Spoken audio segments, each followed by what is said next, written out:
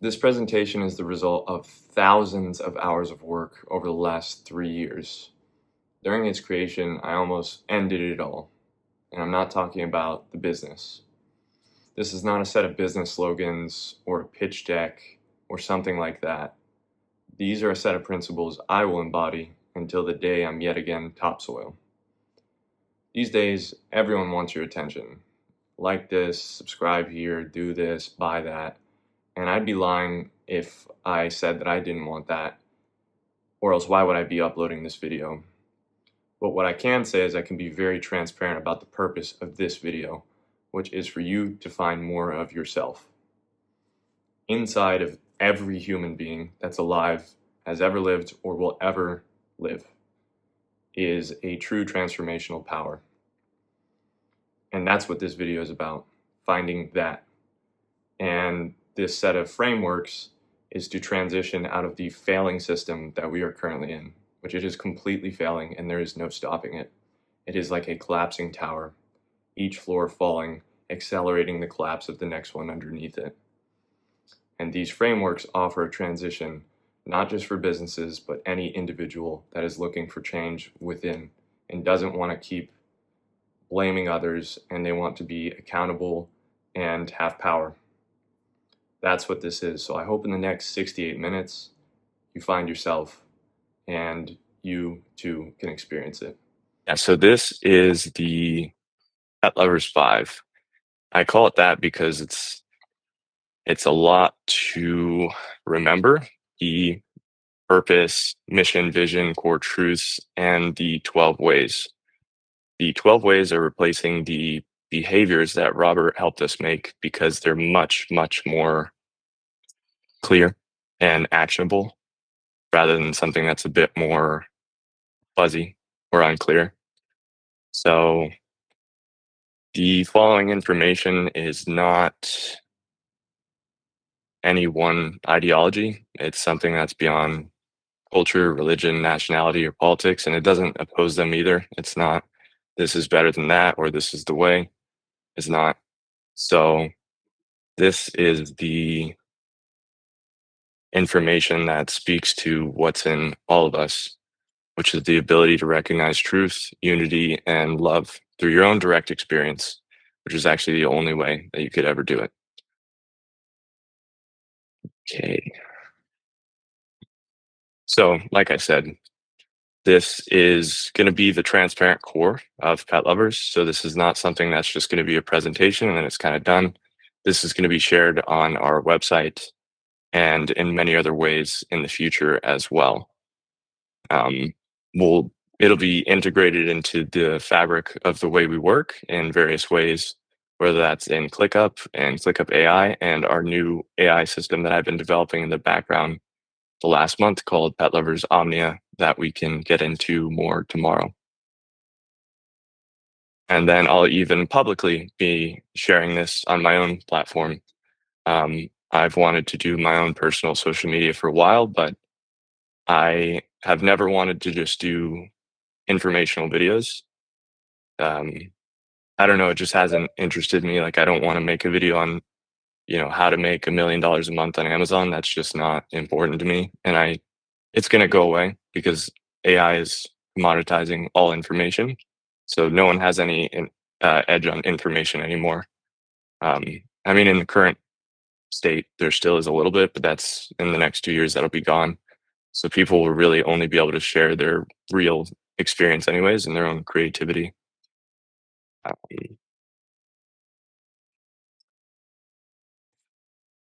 yeah, so just to restate again, it's like the third time, but this is really just meant to be not something that's just, inspirational or motivational. It's here for action for us to turn into reality. It's a way of seeing, making decisions, and creating, which is expected to be lived by all of us daily. Because inspiration without action fades, and inspiration with action is what transforms. And transforming is superior to changing because changing happens naturally. Everyone changes. Cells in your body change every like 70 days. Everything in your body is basically new. But transformation is a different thing. the caterpillar into the butterfly. The butterfly, no matter how stressed it gets, it's never going to be a caterpillar again because it's transformed. So this is our updated purpose. Purpose is essentially what impact we're going to actually have in the world, and that is growing awareness and love through stories and experiences with pets.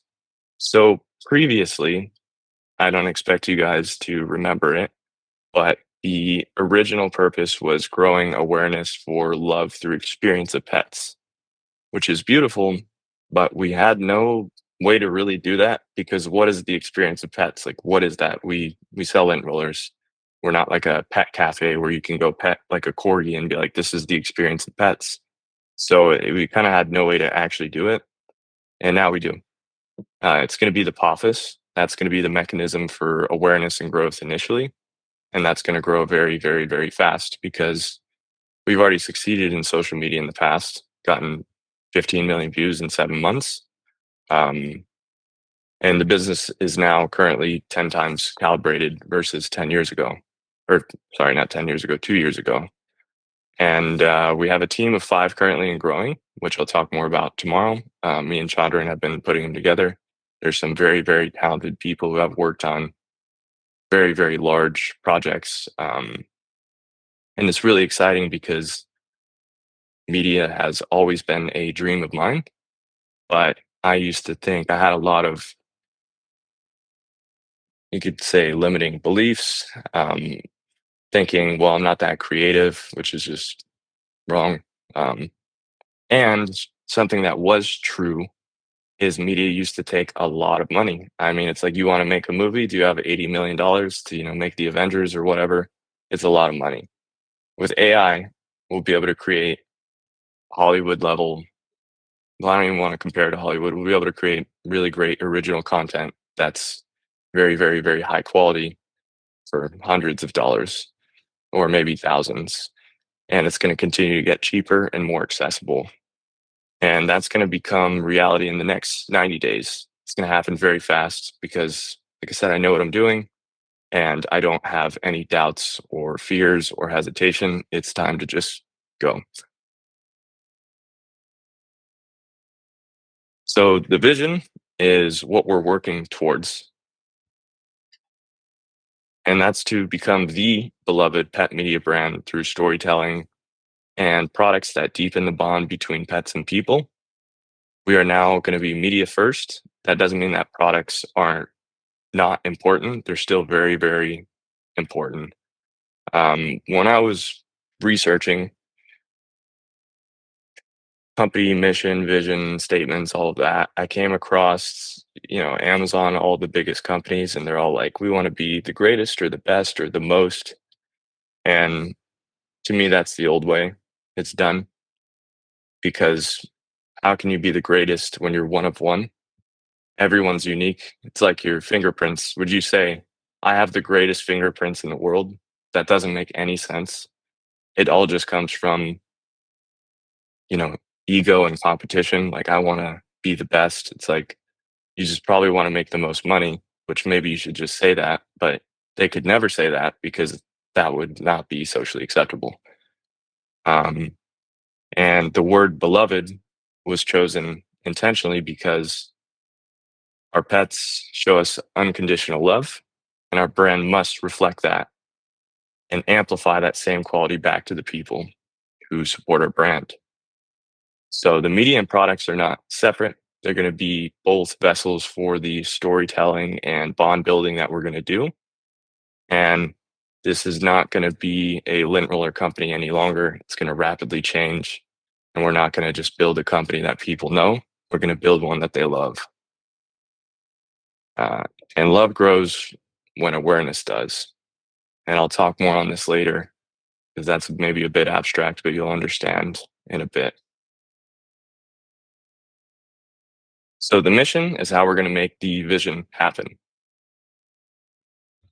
So the mission is now to create heartfelt and entertaining media that celebrates pets while building products that enhance the experience of pet families. The previous mission was creating the products that enhance pet parents' experience of their homes and pets. It's a great mission. I'm not product focused, and I've said this many times, but not to the whole team. The reality is of a small business being a business that does under 35 million in sales, the center is around the owner. Like as soon as the owner stops being interested, the business stops scaling.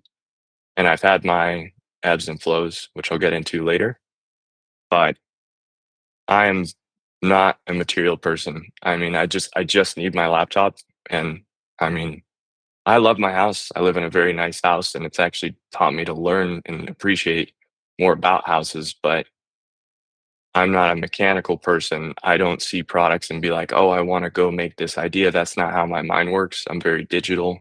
I have lots of creative ideas, but they're not based around physical products. However, I'm self-aware of that, and we're gonna need someone who is like that. That person I mean, Kevin's more like that than me. Kevin's more into product than me. That's why he's been doing all of it in the last year. And we actually just had a discussion about how it's great that Ben's joining the team because it's basically spread too thin and it's too much to put on one person, especially as we plan on scaling. So we'll make sure that we have great product. It's not that we want to make great media and mediocre products. We're going to make great media and great products that stand on their own, but together they come together and create a really, really strong brand.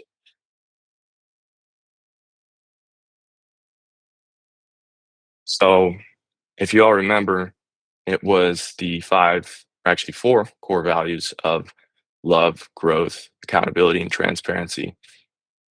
The thing about values is value is relative and truth is not. 2 plus 2 is 4 globally. There's not like in Pakistan, 2 plus 2 is 5 and the bridges just fall over or whatever. I mean, in Thailand, there's a Rama 2 bridge. It falls over like every 2 days.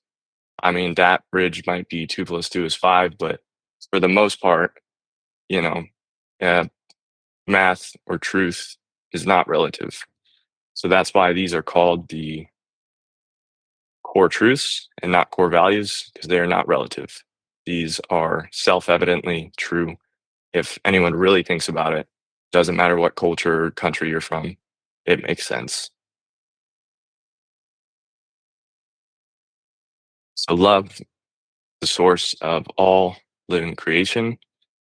It's why relationships exist, why life continues, and why passion drives all meaningful work. It's built all meaningful companies. Anything you know of that you can see that's in stores, that's on TV, had passion in it. And the things that you don't are probably because they didn't have the passion to actually materialize it into something that grows, that reaches lots of people. That doesn't always mean like you can put lots of passion into things and it still doesn't work out. So sometimes that happens. But at Pet Lovers, love is not only felt, it's practiced, and it's not a sentimental type of love. I will get more clear on that later. Love is the wisdom that sees no division between yourself and others, and you act in service of the whole. It means you choose care over your own ego and unity over separation. It includes forgiveness. We've all done things, including myself, that you look back on and you're like, wow, I'm embarrassed or that was really stupid or whatever it is. But you got to move on. The whole world has to move on, including the systems we've inherited, whatever it is. It can be government. Pointing the finger is not going to solve anything. If the world would learn that, we could, you know, change really fast. But it is moving in that direction, and through media like we're going to create, it's going to help accelerate that. So move forward without the weight of the past for yourself or your family, for everyone. And ultimately, love is why we have such deep connections with our pets who gave us the greatest gift of all, which is unconditional love. And then here's a photo collage that I just made. I I meant to have a bunch of photos. This was the only slide, and it's quite small. It's also the wrong size. This was 7 minutes ago. I put this together. It's the one piece that was missing. I've finished everything. a couple hours ago, and then I was doing my last minute check, and I saw this presentation app is called Gamma. Gavin will know from our buddy Mike, and it does AI generated images, and it was an AI image of like a guy hugging a golden retriever and saying happy birthday. So I was like, that doesn't make sense. Let's go ahead and swap that out. So, this is just a picture of some of the people and, things I love. There's our company retreat and my mom in the bottom right and my dad standing on the bridge to the right of her. And then it's just another picture of me eating with my parents a couple of years ago. I had like 10 pictures. It was actually quite nice, but that's okay. So, creativity. Love is the source, creativity is the path, growth is the expansion of source. To create is to risk, to stand at the edge of what is known and step into what could be. True creativity isn't copying. It's not looking at another product or another piece and be like, oh, let's go, copy that and just make it again. Then it's not unique and it's not true and it's not real. And we're going to be highly, highly, highly creative in the next, starting now. So creativity takes courage, surrender, and a willingness to let go of what's safe, like I said. And we're not here to recycle what's worked. We're here to uncover what's true and make some unique and awesome stories. So creativity means allowing inspiration to arise from stillness, which is within. It's not when you're defensively looking at, some video on TikTok and it's like, oh, we got to get in on this trend. It's like, no, do we like the trend? Can we make it our own? Okay, then maybe we join it. We don't, then we don't.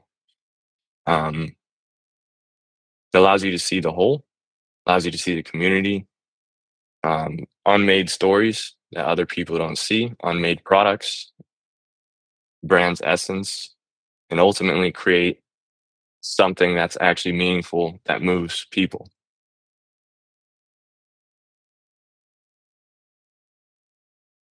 So this is growth.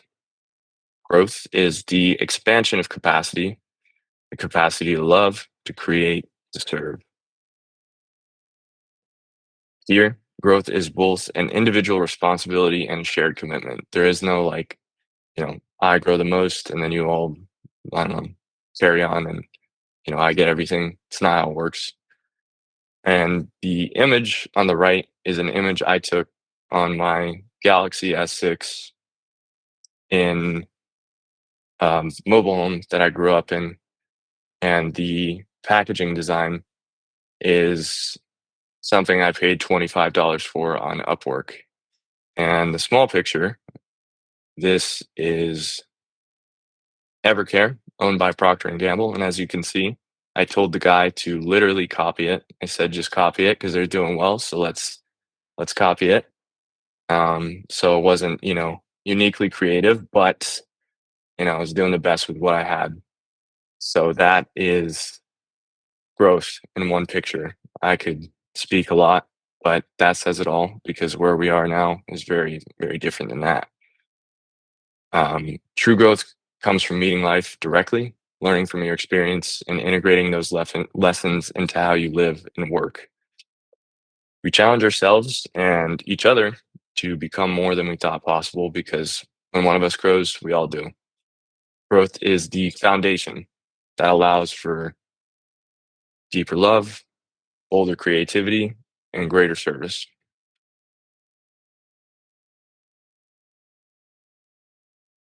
So, accountability, it's ownership born from care. It's showing up for the whole company, not just your piece. It's not like, okay, I created the shipping plan. Now I don't care where the inventory goes. I know no one here thinks like that, but just still restating. So it strengthens trust, builds resilience and clarity between team members. And it's not about blame. It's not like saying, oh, he was accountable and, I don't know, I didn't want to deal with it. It's about creating conditions where everyone succeeds because it's clear. It's not, I don't know what I should do because, four people are kind of on this task. It's like, no, this is my task. I know what I need to do. I'm accountable.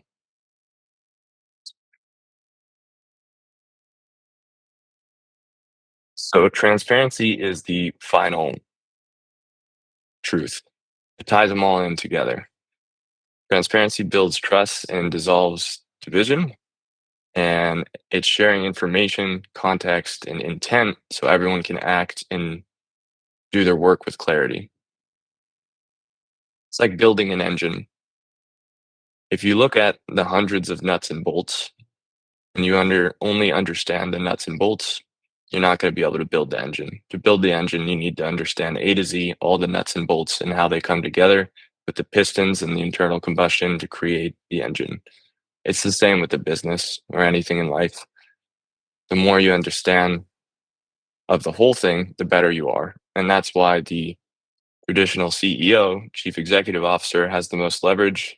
In one sentence, it's because he understands the business A to Z. Now, with AI, everyone can truly understand the business at the same level of CEOs. That's why there are multiple CEOs of very large companies, including Fiverr and literally OpenAI. Sam Altman blatantly saying, not joking, AI is already better than them, which is true, and me as well, because it's a 200 IQ, you know, machine that knows everything about anything. Sometimes it'll mess up on things like what is 5 times 10, and it'll tell you it's like 61, and then you have to be like, why, why are you being dumb right now? But that's for now. It's going to get better, and it's a great thing for the world.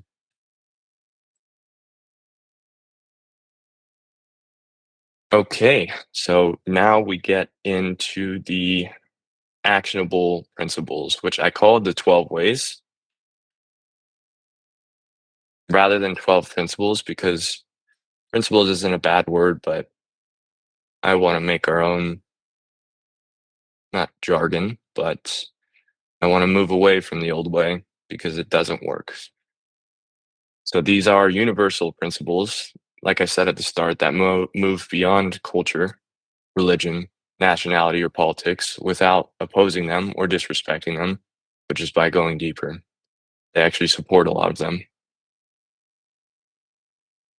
So, way number one, the most foundational, is awareness develops within.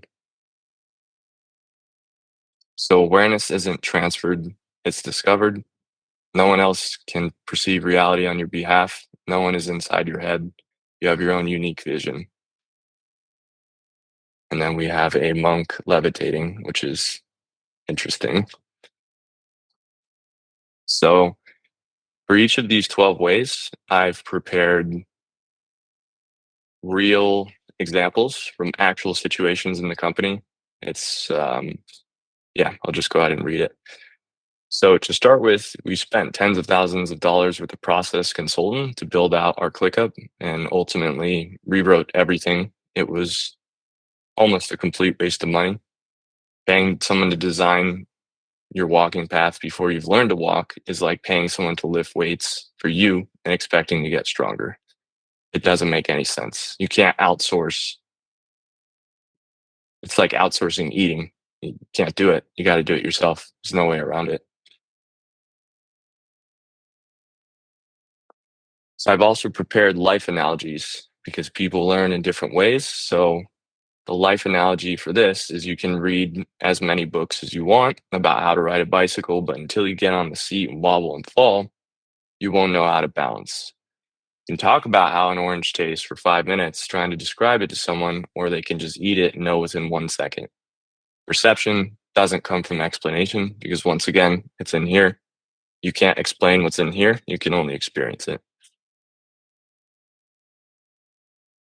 So, this is my awareness journey, and it gets as dark as it can get, but it's really important to me that I do um, not suppress, but I don't water it down in any way. So I will take you all through it. So at the age of 13, where I grew up, as you all know, it wasn't the best place. And I was very aware of it from a young age, more than most other people. So a very dark realization I had while sitting in Algebra 1 math class is I really understood why some people end their own lives. Life around me was heavy, dysfunctional, pretty hopeless. And I remember people telling me, like, oh, these are the best years of your life. And I thought, wow, these are terrible. I mean, I don't, this is not good. I don't want to, I don't want it to get worse want it to get worse from here. I mean, I could see from my teachers to my neighbors to my parents were just not happy. And my neighborhood was dysfunction was normalized. You know, next door neighbor was punching holes in the wall until the police came. There was multiple friends, their parents are hooked on pills and in addiction and they get taken away. Um, Section 8 housing and just the cycle of government assistance and the cycle of hardship continuing and just propagating. But that was just my life. And yeah, keep going. So fixing the wall. My second realization was one day I won't live like this. I'll have more money. But I knew that material things would never be the answer because I was never into them. This is a picture of me fixing the wall inside of the mobile home when my dad had paid a cheap contractor who did a job badly and water leaked all over the master bedroom. So we had to tear out the floor and the wall. And you can see the wood beams are what's holding up this house, which is thinner than my much skinnier arms back then. It's very, very cheap. I'm surprised that a gust of wind wouldn't blow the house over. So at the age of 19, for the first time, I tried LSD. And what it taught me was that it could be more than I thought in a way that I'd never considered or experienced previously. Back then, I was awkward, not socially confident, by most metrics, talentless. But that trip sparked something. I started drawing, reading, learning. I did self development, which led me to business, all within 1 year. I created Pet Lovers at age 20, and I started to rebuild myself. In July of 2024, 10 years later, living a dream, but in pain. After a decade, I had achieved wealth, perceived health, and a life that looked like a dream. Yet the same deep, very deep emptiness and suffering remained. I knew I was building the wall. Since, since I was building the wall, money wouldn't bring fulfillment. But I thought I did it in a way, I thought I made the company in a way, my life in a way that it would. And that's why it was very, very difficult.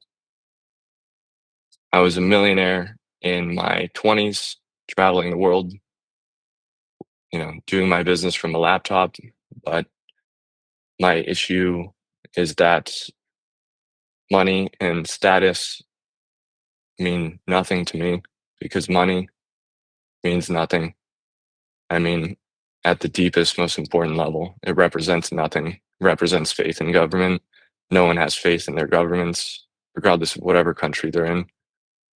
Status is just basically a giant penis measuring game. Um, Regardless if you're a man or a woman, that's just an expression.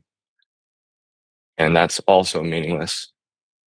So if I say I want to scale to a billion dollars, well, then I would just be scaling meaninglessness. My relationships were suffering, even if externally it didn't seem like that. I was really running out of energy. Um, how am I going to have kids with this feeling? I won't.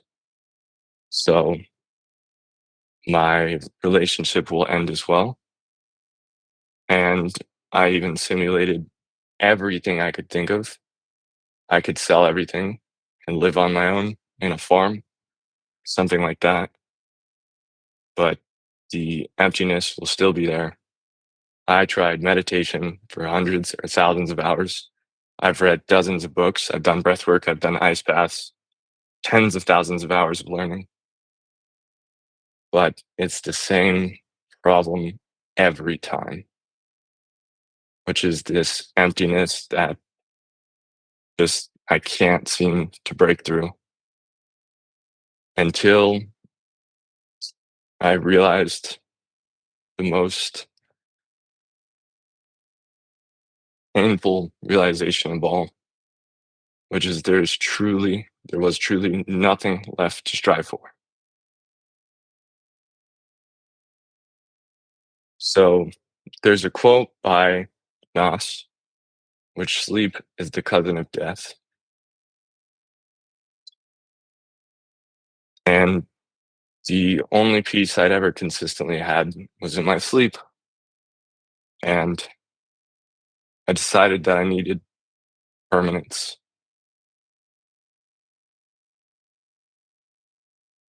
So in July of 2024, I made my plan for death. I chose an intravenous air embolism, which is an injection of oxygen into my veins.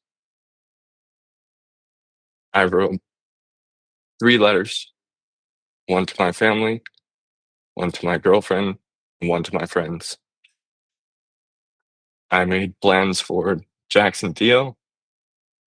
I researched PetLovers Transfer so that way the business could be sold and operated afterwards.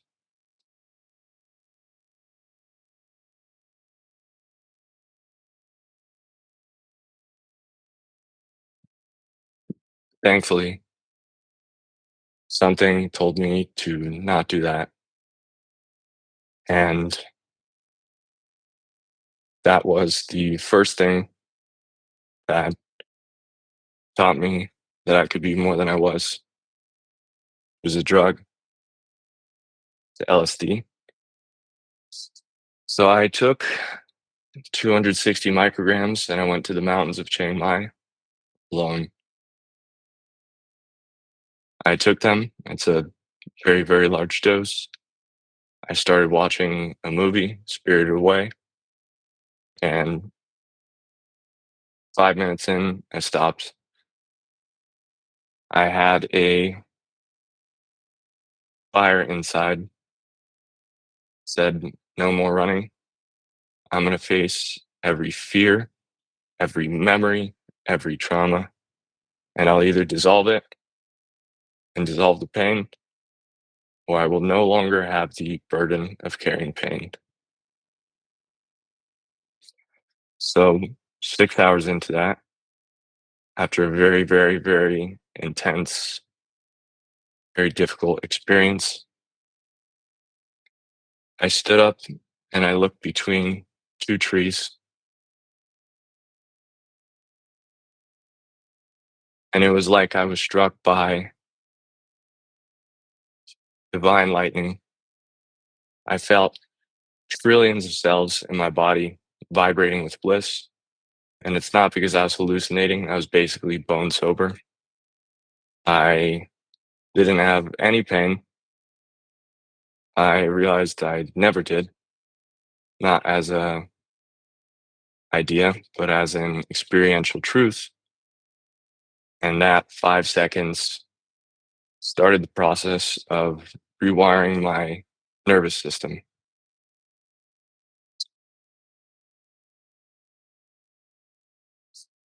The thing is, it didn't stick around.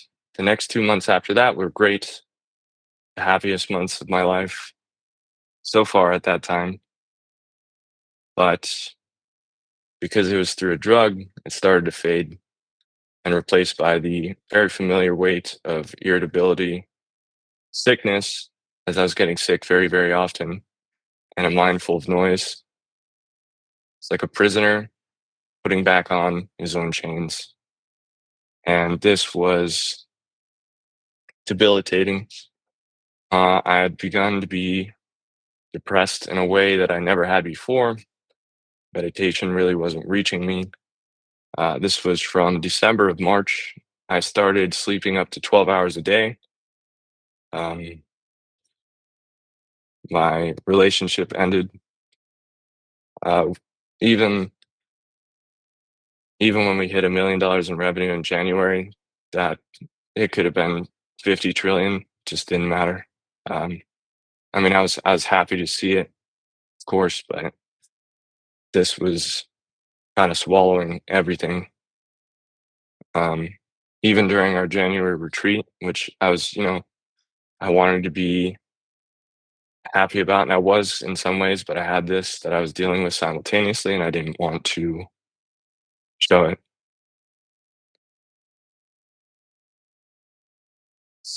Fast forward to just a month ago,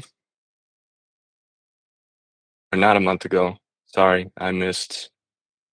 There's something missing here. But starting in March of 2025, I'll just speak from memory here. I have my own notes, but there's a slide that I think is missing. I started doing this meditation practice called Isha Kriya.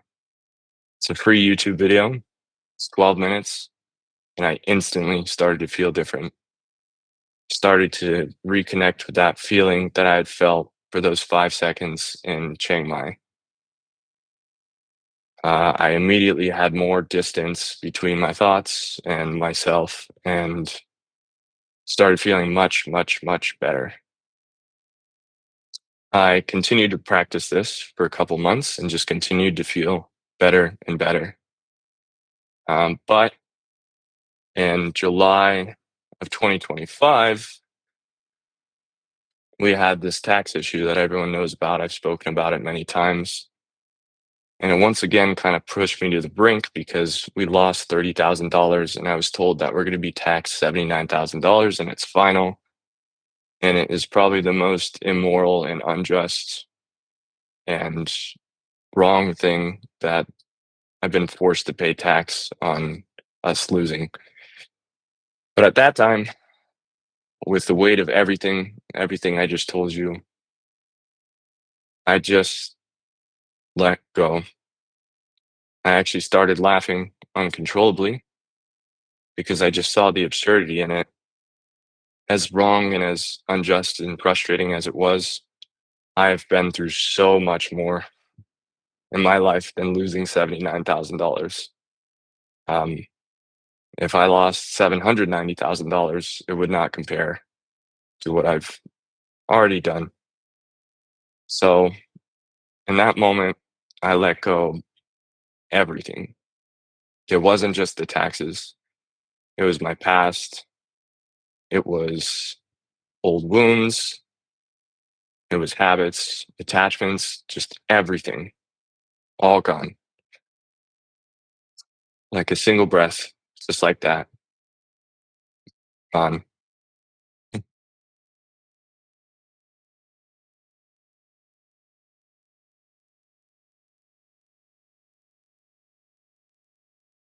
And what I've experienced in the last 30 days is something that I can't put into words, but I'll do my best anyways. So that I won't suffer anymore. And I haven't. I haven't even had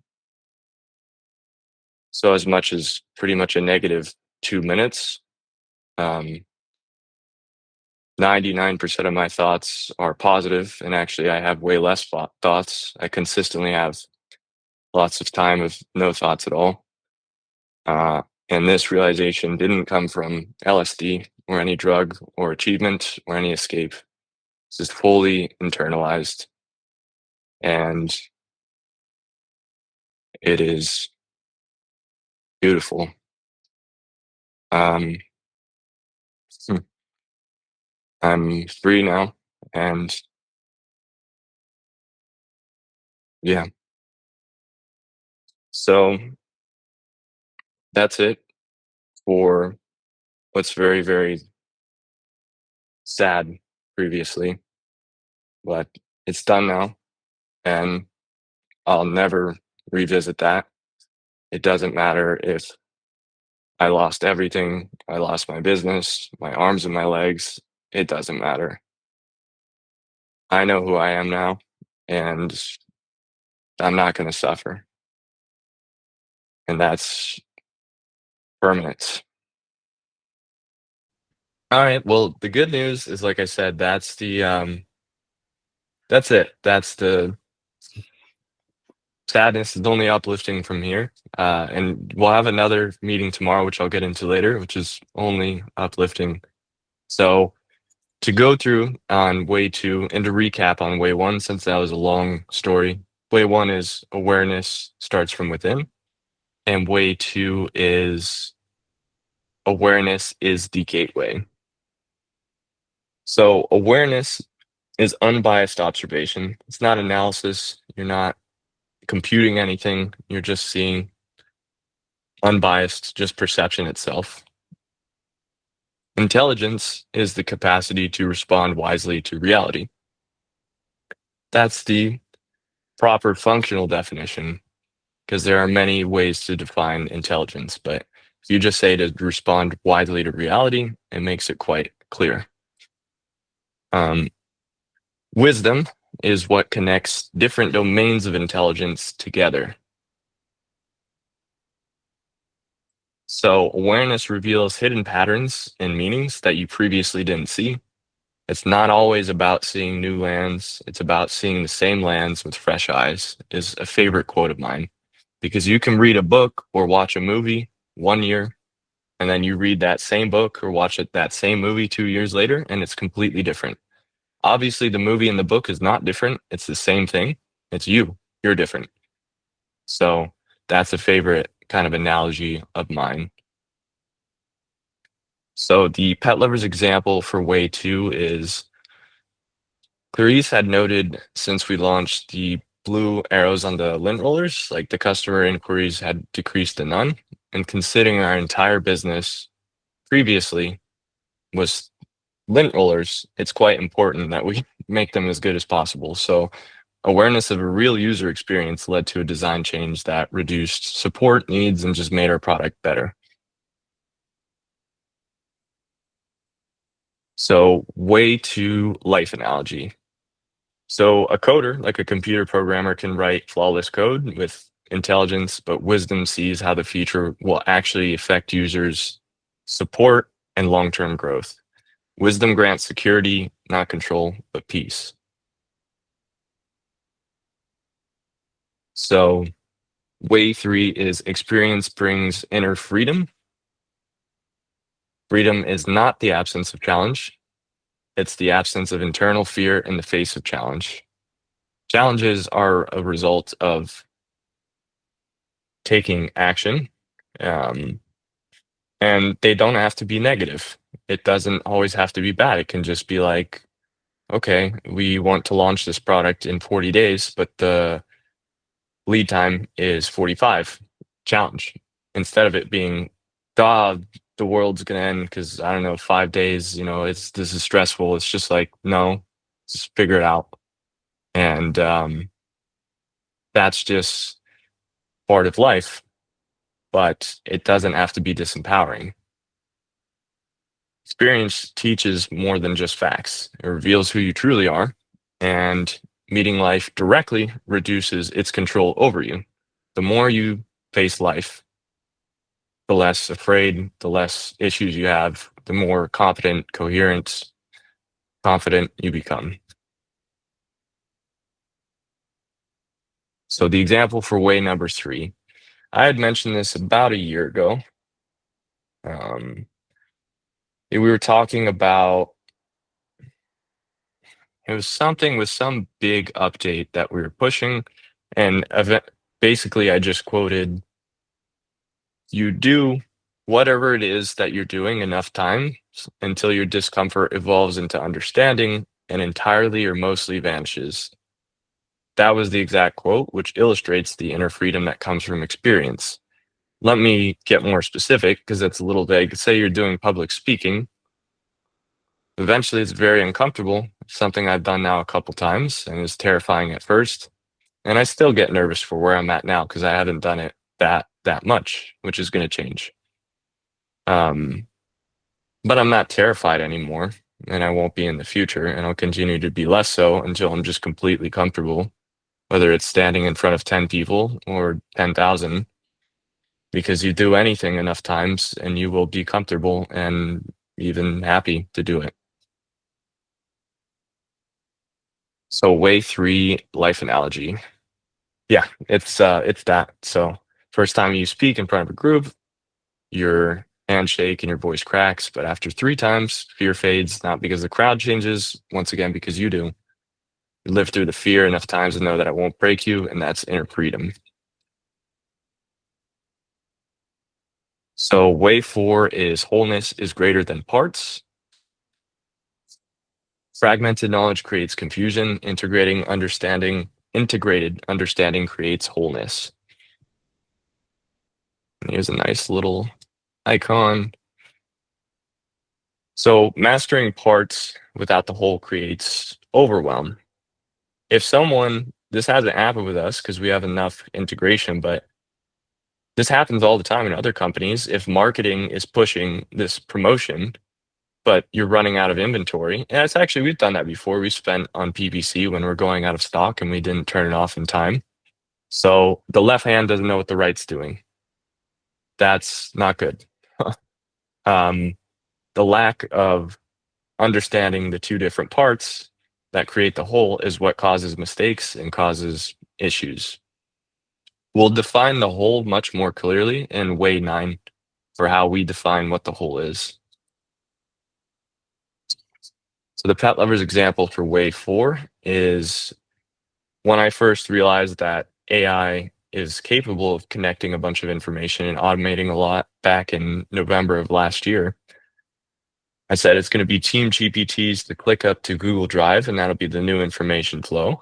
We'll have everything set up in our own internal AI and ahead of the curve, which we will supercharge our output with. Now, that took 9 months to really become a thing, like right now, building PetLovers Omnia, which is going to do all that. But that's how it started. That was it. And that's the whole information structure right there.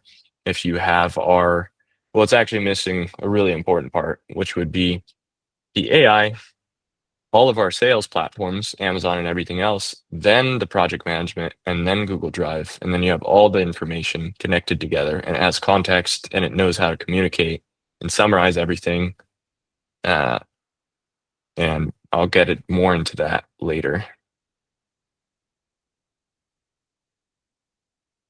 Okay, so the life analogy for number 4 is an orchestra where each musician plays without listening to the others. That just produces noise, not music. It's the coordination that creates the harmony and makes it sound beautiful. Way 5 is clarity emerges in stillness. The mind in motion distorts. When emotions spiral and thoughts race, you don't see the situation. You just experience your fear. And that's not reality.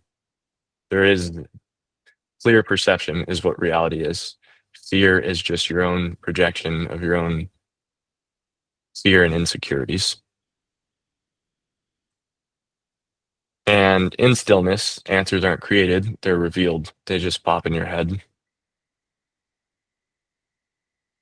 So way number 5 example. So when we were doing all the variations, we all were anxious, especially me, about the largest SKU, ISNX, our top seller, the 5-pack, losing its lead by merging with all these new variations. Ultimately decided that it would likely grow the business and that we should do it. And it was correct because the result is that SKU is down 41% year over year, which is huge, especially because it was the biggest SKU. But the overall sales are up 15 to 20% year over year. So it worked.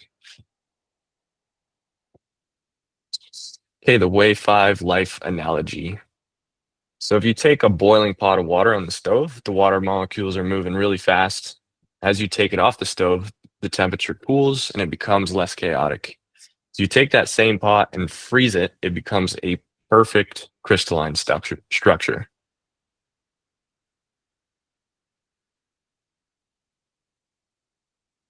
So way number 6, one of my favorites, even though they're all my favorite. Right action comes from inner clarity. So clear perception creates inner clarity, which creates effortless action. When you see clearly, doing becomes effortless. You don't need to overanalyze, you don't need to wait, you just do it. Forced or reactive action just comes from fear. Fear destroys clarity and your brain, literally, and creates a prison in your mind, shrinking what's possible. Fear is responsible for all human issues, and anger is just fear disguising itself in aggression. For example, someone's afraid of, let's say, a meeting. I'm afraid I'll be rejected or say something wrong in the meeting. That's fear. Anger is, why doesn't anyone want to listen to me in this meeting? The true source of the anger is the fear of projection. When clarity is present, neither fear nor anger control you. The right action is obvious and it requires no strain or debate. You just do it.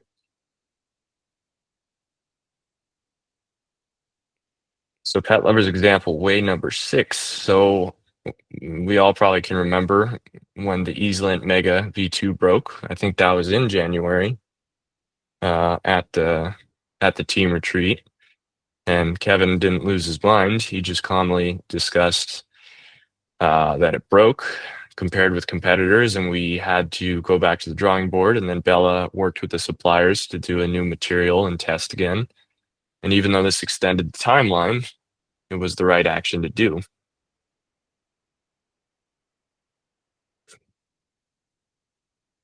So, way 6 life analogy. When you're hungry, you don't debate eating, you just eat. When the truth is seen, the action flows. Very simple, but it's true. Way 7, create from the center. Big thinking isn't loud, it's still. Creativity is just clarity expressing itself in an interesting way. When you create from the center, you're making something unique. You're not chasing a trend or mimicking. Like I said, you're not copying another company. You're making something truly unique, just like your fingerprints. You see the truth and you shape it into a story or a design. Simplicity, boldness, and originality flow from inside here and here. It's not from copying others. It doesn't work. Everyone knows that. That's why there's a million podcasts that no one listens to. No one wants to listen to them because they're just parroting other people's ideas and books, and they're just reading other people's ideas rather than creating their own thing. So pet lovers example, way 7. So when I imagined the brand story, I didn't contact a marketing agency. I started with what I loved probably the most in the world, which was Jax. He had given me the inspiration to make him the CEO, which is now evolving into something that is so much larger than putting him on the label of a lint roller, which is how it started. So from my center came that purpose in this media first shift, which is going to bring results that no one here could possibly anticipate. So way 7 life analogy. You can design an impressive house by copying someone else's, but only when you know how you want your house to be will your home feel like you. Center has to come before the blueprint. Inner clarity leads to creative expression.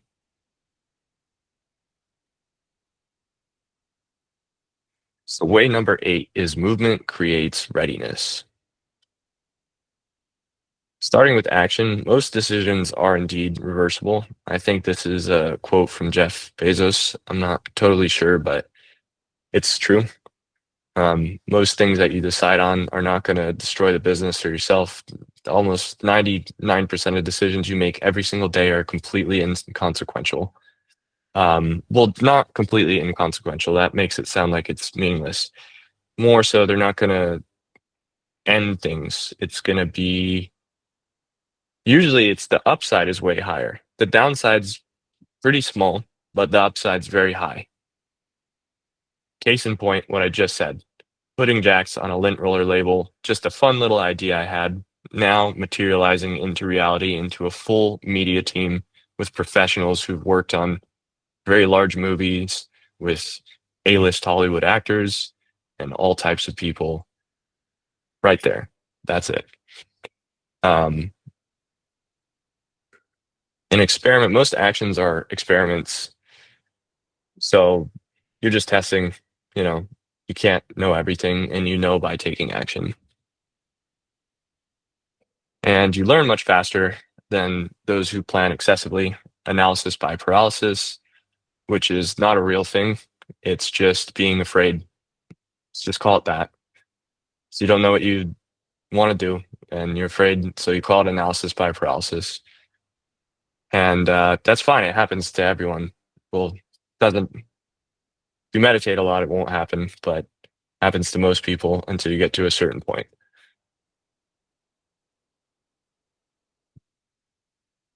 Like I said, perfection is a delay tactic, just pretending to be diligence.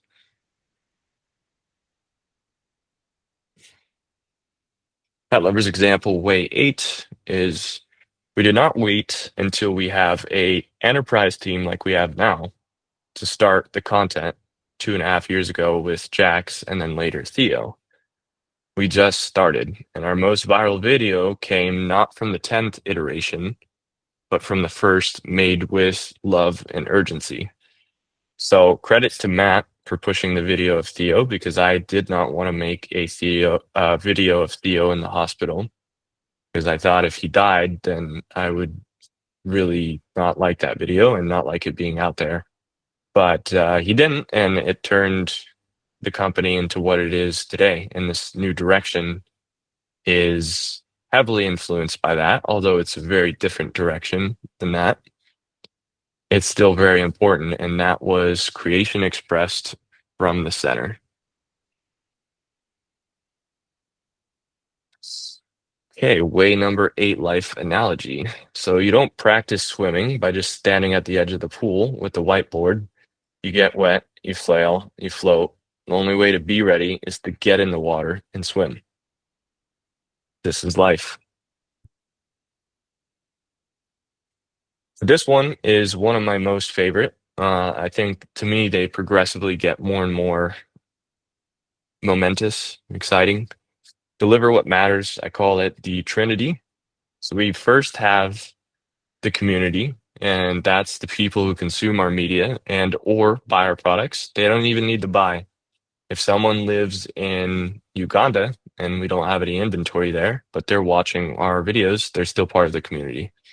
It doesn't matter. Money is not a requirement.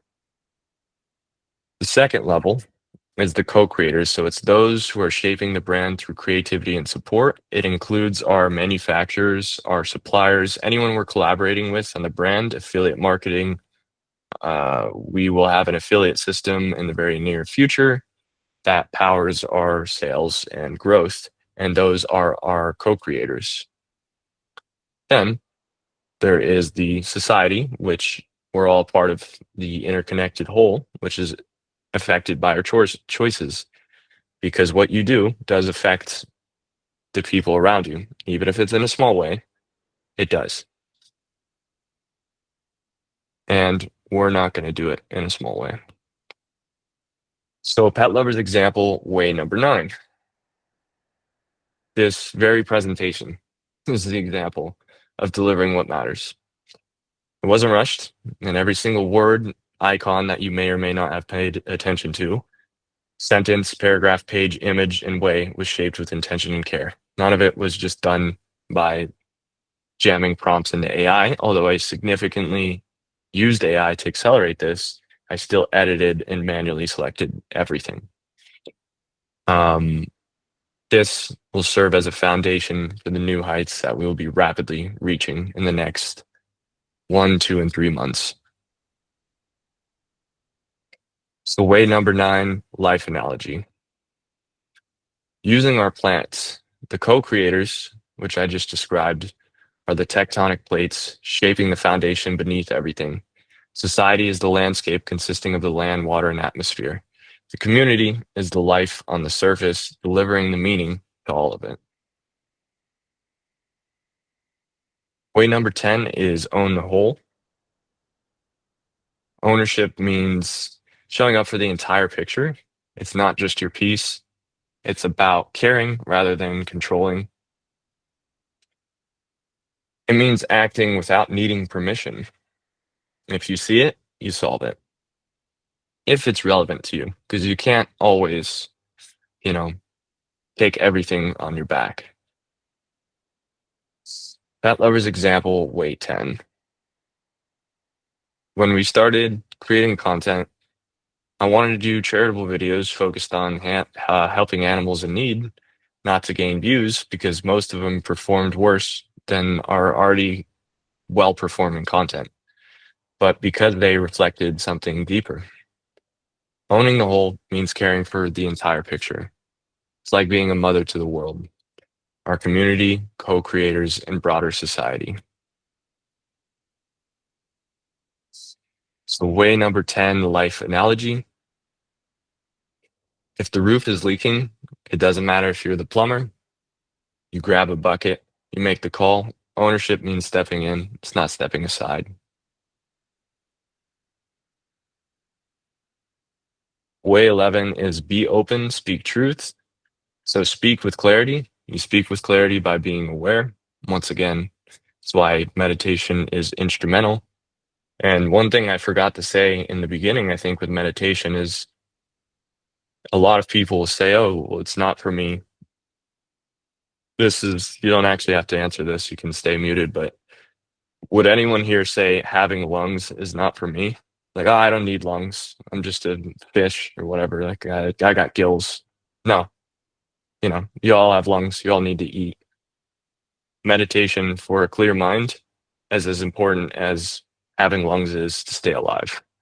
It's not something that's for Indians or people into spirituality. It is something that'll become universally true in the next 10 years. The whole world will know this very clearly. It's not just, spirituality people, it's like human beings. So that's meditation. And then staying open to be challenged is really important because, like I said, normally I wouldn't hold everyone hostage. This is a different situation where I just need to speak. But normally we're always going to be open and you could just be like, hey, I don't agree with this or whatever, because it's not about challenging the person, as Robert says, it's challenging the ideas or situations, which very often needs to happen because one person doesn't have the answers to everything. Differences of opinion is not division, it's just a bridge to understanding, especially if you walk it with respect. So, Pet Lovers example, way 11.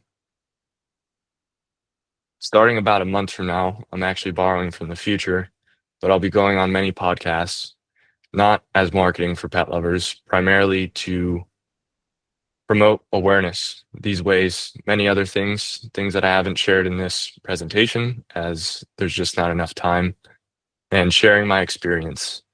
The brand exposure is just a side benefit. The purpose is to speak openly and be challenged openly. High stakes. On a podcast, lots of people watching. Some person I knew from high school could be like, oh, he's an idiot or whatever, which is not a concern of mine. I'm giving a typical example most people would think of. I'm well beyond that. I don't care. Um, it's only by walking that bridge that understanding can spread wider between one person with an opposing idea and another person on the other end of that opposing idea. It's only with open, honest, genuine dialogue can that happen. Way number 12. Love is source, the final way. Love is the experiential recognition of unity. Notice its experience. It's not emotional, it's not romantic, and it's not intellectual. When your mind is still, you can really be your true self. Roles dissolve, what remains is love. Love that sees no division, only unity, not as a concept or a philosophy or something that's feel good, as a tangible reality that's true. Unity leads to organic collaboration naturally. No one wins unless we all do.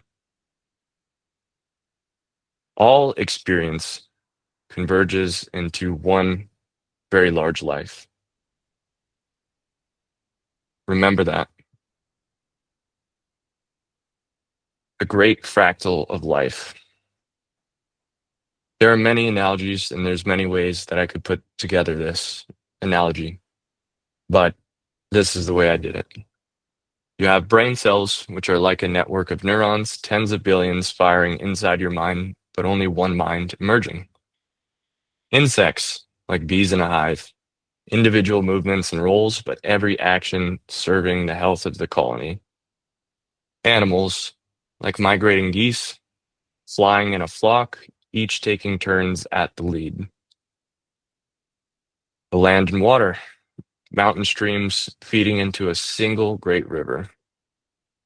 The earth, like cycles connecting the forest, ocean, and sky. The solar systems and galaxies, like the galaxies and clusters orbiting a shared center. And finally, the entire observable universe, like the cosmic whole, every thought, brain cell, insect, animal, conscious life form, planet, solar system, and galaxy bound into one observable universe. My example, I will close this out by recounting the ways from my POV.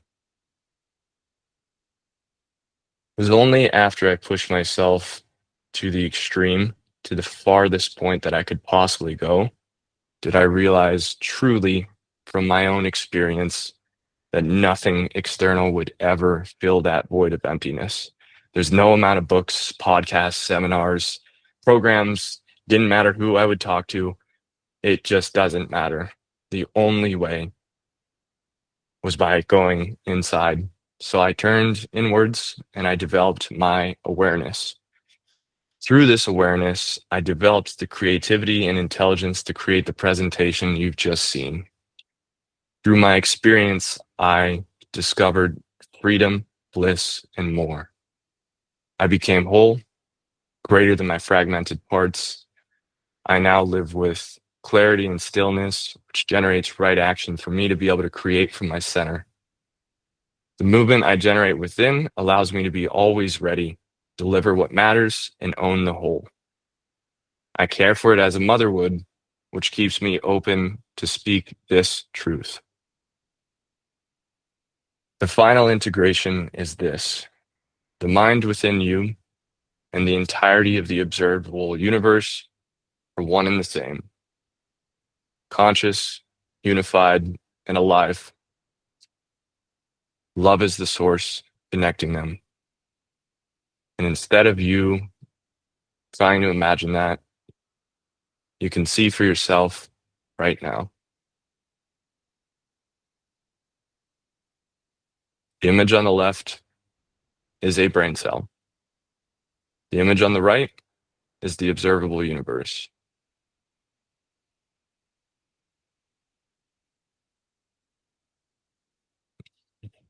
That's it. That's the final slide.